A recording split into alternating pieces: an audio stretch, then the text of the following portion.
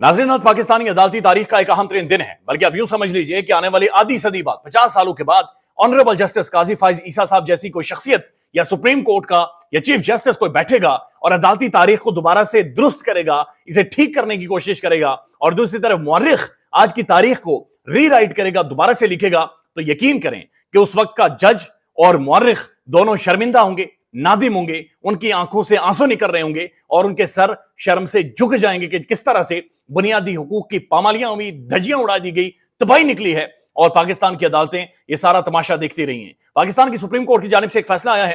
फैसला आने के तकरीबन 1 घंटा अभी तक गुजरा है, लेकिन उस 1 घंटे में वकला ने ऐलान कर दिया कि वो सड़कों के ऊपर आने वाले हैं और हड़तालें होने वाली हैं, और जो काला कोट है वो दोबारा से आप सड़कों के ऊपर बाकायदा से देखेंगे।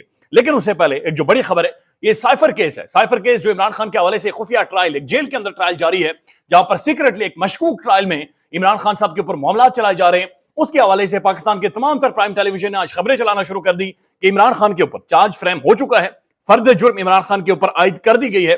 दो कि वहां पर मीडिया उस तरह से मौजूद नहीं था, सिविल सोसाइटी मौजूद नहीं थी, पब्लिक हियरिंग कहकर भी पब्लिक हियरिंग वहां पर नहीं थी। लेकिन उसके बाद जब इमरान खान साहब के वकला और अदालत के अंदर जो लोग थे, जब वो बाहर आते हैं तो वो बड़ी हैरत का इजहार करते हैं कि पाकिस्तानी मीडिया को किसने फीड किया है, किसने पाकिस्तानी मीडिया को यह खबर दी है, यह बताया है। बल्कि इमरान खान साहब के जो वकील हैं सलमान सफदर साहब, वो कहते हैं जनाब कोई चार्ज फ्रेम नहीं हुआ, कोई अंगूठा नहीं लगाया खान साहब ने, कोई दस्तखत नहीं है, कोई यानी फर्द जुर्म आयद नहीं हुई। वो कहते हैं कि मैं खुद हैरान हूं कि कैसे ये खबरें बाहर आ गई और ये कैसे खबरें बाकायदा से पाकिस्तान में चला दी गई कि इमरान खान के ऊपर फर्द जुर्म आयद हो गई है। बड़ी हैरत की बात है, आप जो बात बता रहे हैं ना, बड़ी हैरत की बात है। यहाँ इतने सारे गवाह जो अंदर से आए हैं, हमारे सामने कोई चार्ज फ्रेम नहीं हुआ, हमारे सामने कोई दस्तखत नहीं हुए, कोई अंगूठा नहीं हुआ। सो मुझे जो आप बात बता रहे हैं, मुझे वो उसमें जरा सी भी सदाकत नजर नहीं आ रही। सलमान सफदर साहब हैरत का इजहार कर रहे हैं, उनके वकला कह रहे हैं कि फर्द जुर्म आयद नहीं हुई। मीडिया अभी भी खबरें चला रहा है कि इमरान खान के ऊपर फर्द जुर्म आयद हो गई है। रिजवान खलजी साहब इस हवाले से ट्वीट करते हैं, प्रोमिनेंट साफी हैं, ये लिखते हैं कि इमरान खान साहब को और जज साहब का बड़ा जबरदस्त किस्म का मुकालमा हुआ है। खान साहब ने जज साहब से कहा कि सजाए मौत से डर नहीं लगता, साइफर हुकूमत गिराने के लिए लाया गया था और वो मेरी हुकूमत गिरा दी गई है। साइफर के अंदर साजिश है जो छुपाई जा रही है, मीडिया को बोलने की इजाजत नहीं है, तो फेयर ट्रायल कैसे हो सकता है? फेयर ट्रायल ना हुआ तो इसकी जिम्मेदारी तमाम उम्र आप पर रहेगी। कानून के तहत दस्तावेजात और वीडियोस देखने के लिए 7 दिन का वक्त दिया जाए। इमरान खान का जज अबू अल असनाद जुल्करनैन साहब से मुकालमा। तो खान साहब ने बड़ा खुलकर कहा कि जनाब ये एक तो ट्रायल मुकम्मल नहीं है, और जब तक डोनाल्ड लू और जनरल बाजवा साहब इस मामले के अंदर शामिल नहीं होते तब तक ये चीज खत्म नहीं होगी। इमरान खान साहब ने आज एक दफा फिर अदालत के अंदर खड़े होकर यह कहा कि ये बुनियादी तौर पर जो बचाने की कोशिश की जा रही है, बाजवा साहब को बचाने की कोशिश की जा रही है या डोनाल्ड लू को बचाने की कोशिश की जा रही है, इसके अलावा इस मामले के अंदर कोई जान नहीं है। अब इसी से जुड़ी हुई एक और खबर है, और यह खबर इलेक्शन क्वेश्चन ऑफ पाकिस्तान के हवाले से है, जहां पर इलेक्शन क्वेश्चन ऑफ पाकिस्तान यानी इंतखाबात में तकरीबन 58 दिन रहते हैं।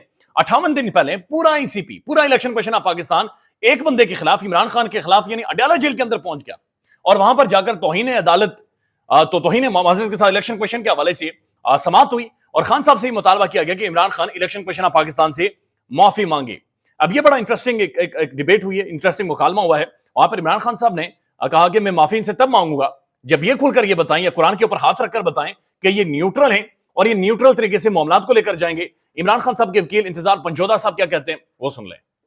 कि खान साहब ने कहा कि मैं एक शर्त पे इनसे माफ़ी मांगने को तैयार हूं, अगर ये कुरान पर हलफ दें कि ये न्यूट्रल हैं और ये किसी और से डायरेक्शन नहीं लेते, और अगर ये कुरान पर हलफ देते हैं तो मैं आज ही इनसे माफ़ी मांगने को तैयार हूं। लेकिन अब देखते हैं कि क्या आगे इसमें प्रोसीडिंग होती है। जो आपने फरमाया ये कार्रवाई ही इलीगल है, इसके अंदर सजा का तस्वर ही नहीं हो सकता, क्योंकि इलेक्शन कमीशन ना तो अदालत है ना ट्रिब्यूनल है। इलेक्शन कमीशन का काम इलेक्शन करवाना है, और इलेक्शन कमीशन की इज्जत इसी काम के अंदर है कि अगर वो इलेक्शन सही तरीके से कंडक्ट करवाते हैं तो सारा मुल्क और सारी कौम उनकी रिस्पेक्ट करेगी। उनकी रिस्पेक्ट बातों से नहीं हो सकती, उनकी रिस्पेक्ट अपने काम से होगी।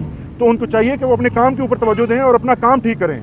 अब नाज़रीन, जो अहम तरीन खबर है, जो बहुत अहम तरीन मामला है, वो सिविलियंस के हवाले से। आज सुप्रीम कोर्ट में कोर्ट के 6 रुकनी बेंच ने एक फैसला दिया। ये फैसला बहुत खौफनाक है, ये डरावना फैसला है, ये तशवीशनाक फैसला है। इस फैसले ने पूरे पाकिस्तान में एक तशवीश की लहर इस फैसले से दौड़ी है, जहां पर जस्टिस तारिक मसूद साहब, जिनके बारे में ये तासुर है कि वो काजी फाइज साहब के बड़े करीबी दोस्त भी हैं, जिनके हवाले से कुछ शिकायत भी सुप्रीम जुडिशियल काउंसिल के अंदर मौजूद हैं, उन्होंने वो इस बेंच की सरबराही कर रहे थे और उन्होंने अपने ही सुप्रीम कोर्ट के 5 रुकनी बेंच के फैसले को उठाकर बाहर फेंका है। और उनका यह कहना है कि सिविलियंस का फौजी अदालतों के अंदर ट्रायल होना चाहिए, यानी आम शहरियों को फौजी अदालतों के हवाले किया जाए और वहां पर उनका ट्रायल हो। ये कैसा वक्त है, जब मुल्क के अंदर आइन मुअत्तल नहीं है, मुल्क के अंदर आइन पर अमल दरामद किया जा रहा है, आइन मौजूद है, अदालतें मौजूद हैं, एंटी टेररिज्म कोर्ट्स मौजूद हैं, स्पेशल कोर्ट्स बन सकती हैं, लोअर कोर्ट्स मौजूद हैं, हाई कोर्ट्स मौजूद हैं, सुप्रीम कोर्ट्स मौजूद हैं, लेकिन सुप्रीम कोर्ट बैठकर यह फैसला कर रही है कि सिविलियंस का मिलिट्री कोर्ट के अंदर ट्रायल होना चाहिए, जिसके ऊपर लतीफ खोसा साहब और एतजाज अहसन साहब खुलकर यह कह चुके हैं कि वहां पर इंसानी हुकूक की पामालियां होती हैं, वहां पर बुनियादी जो हुकूक होते हैं सिविलियंस को कि वो नहीं दिए जाते। ये जो मिलिट्री कोर्ट्स होती हैं दहशतगर्दों के लिए होती हैं, जो दहशतगर्दी की कार्रवाइयां करते हैं, लेकिन आम शहरियों का जो प्रोटेस्ट कर रहे थे, जो एहतजाज कर रहे थे, जिनके ऊपर अभी तक इल्जामात हैं, उन्हें के बारे में सुप्रीम कोर्ट ये कह रही है कि मिलिट्री कोर्ट्स में उनका ट्रायल होना चाहिए। अब बहुत सारे जो वकला हैं इसके ऊपर बहुत सारे संजीदा नौयत के सवाल उठा रहे हैं, वो आपके सामने रख देते हैं, लेकिन दो बड़े इंटरेस्टिंग मुकालमे हुए हैं, बहुत ही दिलचस्प किस्म के मुकालमे हुए हैं, जहां पर जो तारिक मसूद साहब है, जस्टिस साहब, उन्होंने आंखें दिखाई हैं, बल्कि सीधे हो गए जज साहब, और जज साहब ने लतीफ खोसा साहब को कहा कि मैं नहीं हटता बेंच से, जो मर्जी करना है कर लें। लेकिन दो चीजें आपके सामने रख देते हैं। एक तो सलमान अकरम राजा साहब ने आज तारिक मसूद साहब और जो सुप्रीम कोर्ट का चेयर अपनी बेंच है उनके सामने यह आर्गुमेंट रखा कि सर जो आर्मी एक्ट की सेक्शन 21D ये 1967 में आई है, यानी कि 1967 में ये शिक आई है, ये सेक्शन आया है जिसके तहत सिविलियंस का मिलिट्री कोर्ट में ट्रायल होना चाहिए, जबकि जो कॉन्स्टिट्यूशन है पाकिस्तान है 1973 का आइन है, ये 1973 में आया है। लिहाजा बुनियादी हुकूक 1973 का आइन यकीनी बनाता है, और ये जो शिक है ये 1967 की है, यानी कि तकरीबन 6 साल पुरानी शिक है, तो इस पर आज के दौर में अमल दरामद नहीं हो सकता। ये बुनियादी हुकूक की पामाली होती है, और आइन बुनियादी हुकूक की हिफाजत की बातचीत करता है। तो इसके ऊपर जस्टिस सरदार तारिक मसूद साहब के जो तारीखी रिमार्क्स हैं, तारीखी जुमला जो तारीख में लिखा जाएगा, वो कहते हैं एक तो ये बुनियादी हुकूक हमें पता नहीं कहां लेकर जाएंगे और पता नहीं ये किधर लेकर जा रहे हैं। सुप्रीम कोर्ट के जज, दूसरे सीनियर तरीन जज ये कह रहे हैं कि एक तो पता नहीं ये बुनियादी हुकूक क्यों बार बार बीच में आ जाते हैं, और ये बुनियादी हुकूक हमें किस तरफ लेकर जाएंगे। ये अहम तरीन मामला है, ये तारीखी रिमार्क्स हैं जो मेरा और आपका ताकुब करेंगे। सुप्रीम कोर्ट में फौजी अदालतों में सिविलियंस का ट्रायल कालादम करार देने के फैसले के खिलाफ इंट्रा कोर्ट अपील में समाअत शुरू, और वहां पर जस्टिस तारिक मसूद साहब के ऊपर जवाद ख्वाजा जो पटिशनर है, उन्होंने इनके ऊपर एतराज कर रखा था, जिस पर लतीफ खोसा साहब ने जस्टिस तारिक मसूद साहब को कहा कि जनाब जवाद ख्वाजा साहब ने सर आपके ऊपर एतराज कर रखा है, लिहाजा आप इस बेंच से अलग हो जाएं, आपकी इस बेंच के अंदर मौजूदगी मशकूक बनाती है चीजों को, और ये फेयर ट्रायल नहीं है। तो इसके ऊपर तारिक मसूद साहब ने कहा नहीं होता बेंच से अलग, कर लें जो करना है। लतीफ खोसा साहब ने कहा कि आप फिर हमारे एतराजात के बावजूद आप बैठकर इस सारे मामले को सुन रहे हैं, आप इस तरह नहीं सुन सकते। तो इस पर तारिक मसूद साहब ने ठट्ठा लगाया, उन्होंने कहा कि क्या बैठकर ना सुनो तो क्या खड़े होकर के इसकी समाअत करो। ये सुप्रीम कोर्ट के अंदर कार्रवाई हुई है, ये सुप्रीम कोर्ट के अंदर की कार्रवाई रिपोर्ट हो रही है, सुप्रीम कोर्ट के अंदर के मामला थे, जहां पर जस्टिस तारिक मसूद साहब ने सिविलियंस के मिलिट्री ट्रायल को आज लीगल करार दे दिया गया है। अब अहम तरीन मामला यह भी है कि सुप्रीम कोर्ट के अंदर आज ये सवाल नहीं उठाया गया, या 6 रुकनी बेंच ने सवाल नहीं उठाया कि इससे पहले जब सुप्रीम कोर्ट के 5 रुकनी बेंच ने सिविलियंस के मिलिट्री ट्रायल को कालादम करार दिया था, और उस वक्त जो सेक्शन 21D है इसे भी उड़ाकर रखा था, तो उसके बाद से अभी तक जो टाइम है, इस दौरान वो जो सिविलियंस है 103 जिनकी तादाद बताई जाती है, वो किसके पास मौजूद थे? क्या वो सिविलियन कोर्ट्स या सिविलियन अथॉरिटीज के हवाले किए गए, नहीं किए गए, किस हाल में रहे हैं, किस तरह से रहे हैं, कहां पर रहे हैं, इस बारे में भी आज सवाल नहीं पूछा गया और इस बारे में कोई बातचीत नहीं हुई है। अब ये जस्टिस तारिक मसूद साहब हैं, ये वही जस्टिस साहब हैं जिनके बारे में जब सुप्रीम जुडिशियल काउंसिल में शिकायत गई थी, तो काजी फाइज ईसा साहब ने खातून को धमकी लगाई थी बाकायदा से कि जनाब कान खोलकर ये सुन लें कि मैं आपको यहां से जाने नहीं दूंगा, और साथ ये भी कहा था कि आपको वहां पर पहुंचा देंगे कि जहां से आप शायद वापस नहीं मिलेंगे। इसके ऊपर अबूजर सलमान न्याजी साहब ने एक ट्वीट किया और लिखते हैं, last time I checked constitution of Pakistan, the judiciary was the guardian of the fundamental rights, has it adopt the role of making fun of these rights. Abuzar Salman Niazi Pakistan के प्रोमिनेंट लीगल माइंड है, उनका यह कहना है कि पाकिस्तान की जो अदालतें, उनका काम तो बुनियादी हुकूक का तहफ़्फ़ुज़ करना था, लेकिन क्या अदालतें बुनियादी हुकूक का मजाक बना रही हैं? फिर ये एक और सवाल करते हैं, बल्कि इन्होंने सवालात उठा दिए हैं, ये पाकिस्तान के मुख्तलिफ लॉयर सवालात उठा रहे हैं। Why we needed a larger bench, we have witnessed a great constitutional anomaly now. Order of 5 judges of the Supreme Court has been suspended by 5 judges of the Supreme Court.